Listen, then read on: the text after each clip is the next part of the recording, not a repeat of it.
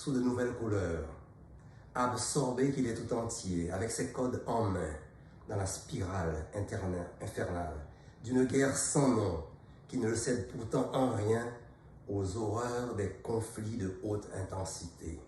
Car c'est bien là, à une figure déviante de la guerre, que nous semblons être confrontés.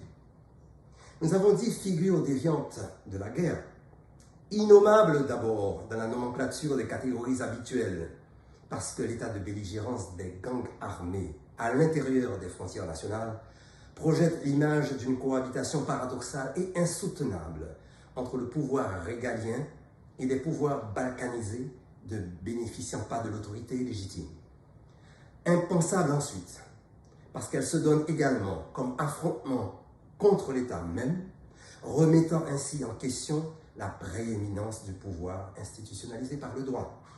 Insupportable enfin, parce qu'allant à l'encontre des valeurs humaines essentielles, elle prend régulièrement pour cible les populations massacrées ou contraintes à des déplacements forcés, les femmes violées et violentées, les enfants soudainement rejetés dans les marges de l'orphelinat, les citoyens enlevés contre rançon, les avocats kidnappés, assassinés, parfois brûlés. Quelle doit donc être la posture de l'avocat qui, dans la juridiction de Port-au-Prince, en particulier, fait face à ces conditions extrêmes? S'occuper de son dossier, cultiver le jardin du droit à l'ombre de son cabinet, se réfugier à l'intérieur des prétoires de justice. Mais comment? Lorsque les opérations de police font face à des difficultés apparemment insurmontables, mais où? Lorsque le périmètre des tribunaux demeure soumis aux caprices des bandits, mais devant quelle instance?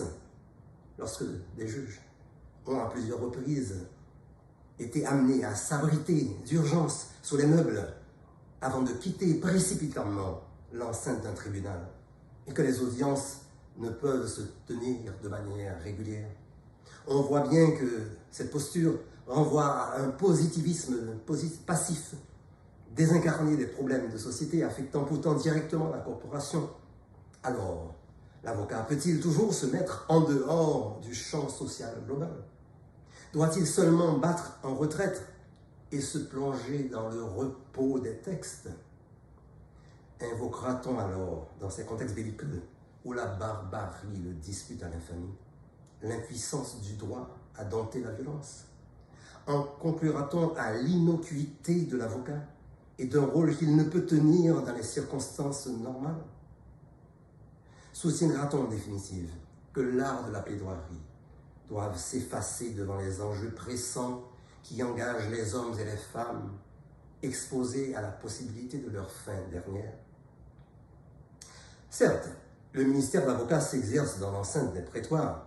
Cependant, les troubles divers qui, du dehors, viennent parasiter le fonctionnement du système judiciaire, invitent ou incitent continuellement à sortir des arcanes de l'individu en procès pour reconnaître un autre procès, celui qu'il faut justement engager contre la minoration fabriquée du droit.